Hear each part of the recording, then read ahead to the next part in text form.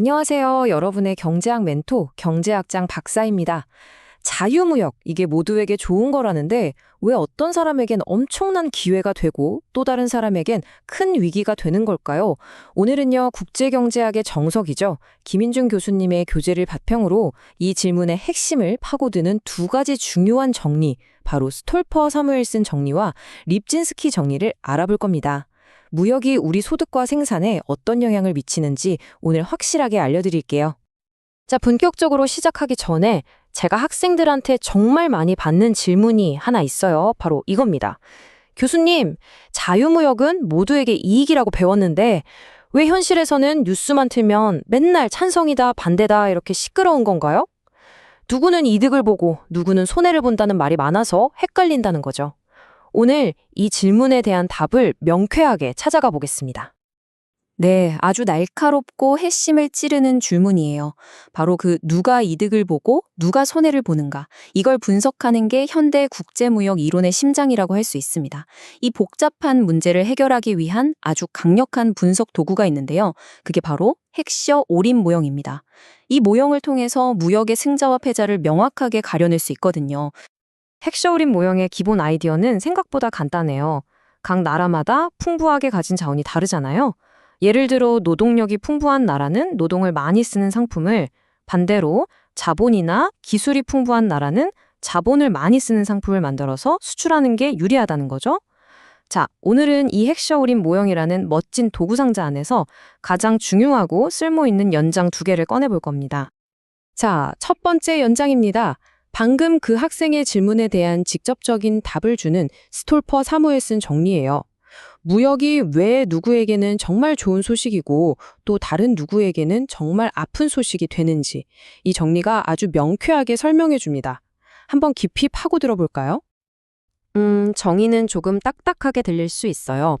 어떤 재화의 상대 가격이 변하면 그 재화 생산에 집약적으로 사용되는 생산 요소의 실질 소득은 증가하고 다른 요소의 실질 소득은 감소한다.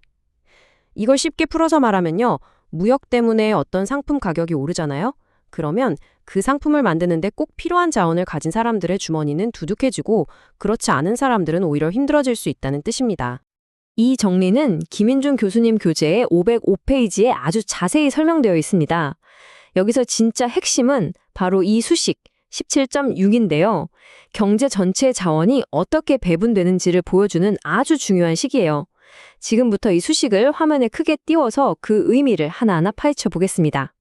자, 이 수식 한번 보세요. 복잡해 보이지만 전혀 쫄 필요 없습니다. 좌변의 K 나누기 L은요, 그냥 우리나라 전체가 가진 자본 K와 노동 L의 비율이에요. 간단하죠? 그럼 우변은 뭐냐? X라는 상품과 Y라는 상품, 이 두 산업이 우리나라의 자본과 노동을 어떻게 나눠서 쓰고 있는지를 보여주는 겁니다. 즉, 우리나라 전체 자원은 X산업이 쓰는 자원 더하기 Y산업이 쓰는 자원이라는 너무나 당연한 사실을 그냥 좀 있어 보이게 수식으로 표현한 것뿐이에요. 이 개념을 좀 더 재미있게 이해해 볼까요? 자본, 즉 K는 최첨단 기술과 기계를 가진 아이언맨이라고 한번 생각해 보고요.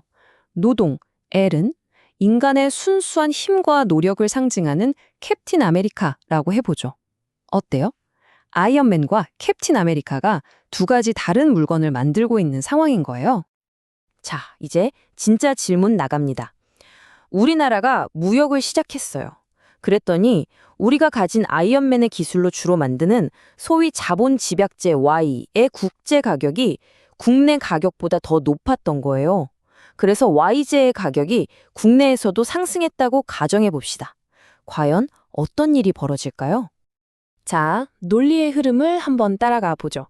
첫째, Y제 가격이 오르니까 기업들은 당연히 돈이 되는 Y제를 더 많이 생산하고 싶어 하겠죠? 둘째, 생산은 자연스럽게 Y제 쪽으로 쏠리게 됩니다. 셋째, Y제는 자본집약제라고 했죠. 그러니까 생산을 늘리려면 아이언맨, 즉 자본을 캡틴 아메리카, 즉 노동보다 훨씬 더 많이 필요로 합니다. 아이언맨에 대한 수요가 폭발적으로 늘어나는 거죠. 넷째, 결국 어떻게 될까요? 수요가 늘어난 아이언맨의 몸값, 즉 자본의 진짜 소득은 오르고요. 상대적으로 수요가 줄어든 캡틴 아메리카의 진짜 소득, 즉 임금은 떨어지게 되는 겁니다. 바로 이 슬라이드가 핵심입니다. 결론적으로 무역 개방은요, 그 나라에 풍부한 생산 요소를 가진 사람들에게는 이득을 주고 희소한 생산 요소를 가진 사람들에게는 손해를 끼친다는 겁니다. 예를 들어 자본이 풍부한 우리나라가 무역을 하면 아이언맨 같은 자본가들은 더 부자가 되고 캡틴 아메리카 같은 노동자들은 더 어려워질 수 있다는 거죠. 이게 바로 우리가 뉴스에서 보는 무역 갈등에서 특정 산업의 노동자들이 왜 그렇게 강하게 반발하는지 그 경제학적 본질을 설명해 주는 겁니다. 자, 여기서 또 다른 아주 중요한 질문이 나올 수 있죠. 교수님, 가격 변화는 이제 알겠습니다. 그런데요, 만약에 이민으로 노동력이 갑자기 늘어나거나 해외에서 투자가 들어와서 자본이 늘어나는 것처럼 나라가 가진 자원의 양 자체가 변할 때는 생산 구조가 어떻게 바뀌는 건가요?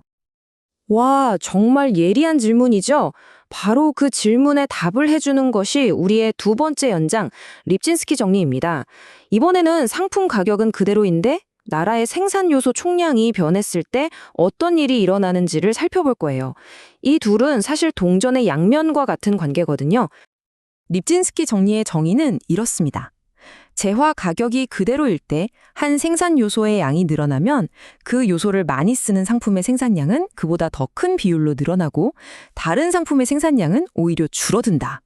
좀 놀랍지 않나요? 하나가 늘면 다른 하나는 아예 줄어든다니 말이에요. 교재 508페이지에 있는 이 그래프들이 립진스키 정리를 아주 명확하게 보여줍니다. 왼쪽의 에주어스 상자는 자원 배분을 보여주고 오른쪽의 생산 가능 곡선은 총 생산의 변화를 보여주죠. 먼저 왼쪽 상자부터 크게 확대해서 그 원리를 한번 따라가 보겠습니다. 자, 먼저 에지오스 상자를 한번 보시죠. 이 사각형의 가로 길이는 우리나라 전체의 노동량, 세로 길이는 자본량을 뜻합니다. 이제 해외에서 투자가 들어와서 자본, 즉 아이언맨이 더 많아졌다고 상상해 보세요. 그럼 어떻게 될까요? 상자 자체가 위로 길어지겠죠? 그래서 자본을 많이 쓰는 YJ의 생산 기준점, 즉 원점이 아래에 있던 OY에서 위쪽 OY-로 이동하는 겁니다. 원래 생산점은 T였습니다. 자, 여기서 가장 중요한 논리는 이것입니다. 재화 가격은 그대로라고 했죠? 그렇기 때문에 기업들은 가장 효율적인 생산 방식을 굳이 바꿀 이유가 없어요.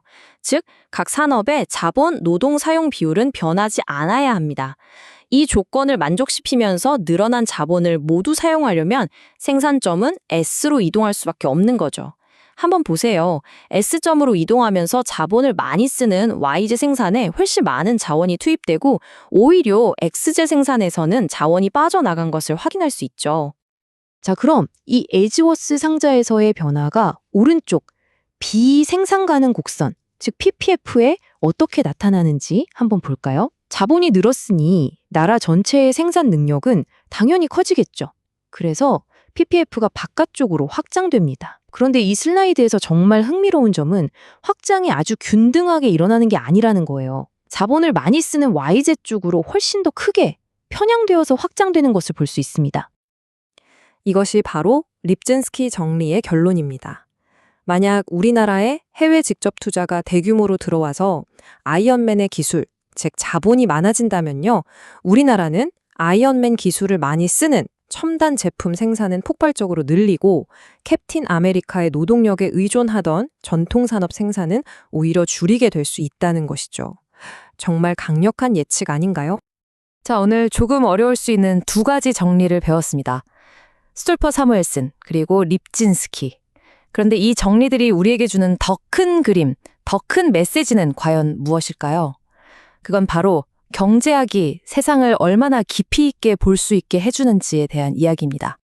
이 표를 보면 두 정리의 관계가 한눈에 명확하게 들어옵니다. 이 둘은 핵셔 올인 모형이라는 하나의 동전의 양면과 같아요. 스톨펀 사무엘슨 정리는 가격 변화가 소득 분배에 어떤 영향을 미치는지, 그리고 립진스키 정리는 자원의 변화가 생산 구조에 어떤 영향을 미치는지를 설명합니다. 정말 아름다운 대칭 구조를 가지고 있죠. 오늘 분석의 핵심 내용 딱 세 가지난 기억하죠? 첫째, 무역은 모두에게 똑같은 이익을 주지 않습니다. 반드시 승자와 패자를 만듭니다. 둘째, 이민이나 투자처럼 한 나라의 자원 구성이 바뀌면 그 나라의 산업 구조 자체가 변하게 됩니다. 이 두 가지만 제대로 이해해도 우리는 무역 협상이나 이민 정책, 해외 투자 유치에 대한 뉴스 뒤에 숨어 있는 진짜 이해관계를 꿰뚫어 볼 수 있게 되는 거죠. 네, 저도 압니다. 경제학 공부, 때로는 수식도 나오고 그래프도 나와서 어렵게 느껴질 수 있어요. 하지만 오늘 배운 것처럼 이 힘든 과정을 조금만 참고 견디면 세상을 훨씬 더 깊고 넓게 이해할 수 있는 아주 강력한 렌즈를 갖게 되는 겁니다. 절대 포기하지 마세요. 여러분은 지금 세상을 분석하는 힘을 기르고 있는 중입니다. 자, 오늘 이 두 가지 강력한 분석 도구를 여러분의 머릿속에 장착해드렸습니다. 이제 새로운 무역협정이 체결되었다는 뉴스를 보게 될 때 여러분은 어떤 질문을 던지게 될까요? 그래서 누가 이득을 보고 누가 손해를 보게 될까? 우리나라 산업구조는 또 어떻게 바뀔까? 이렇게 스스로 질문을 던질 수 있다면 오늘 정말 성공적인 겁니다. 수고 많으셨습니다.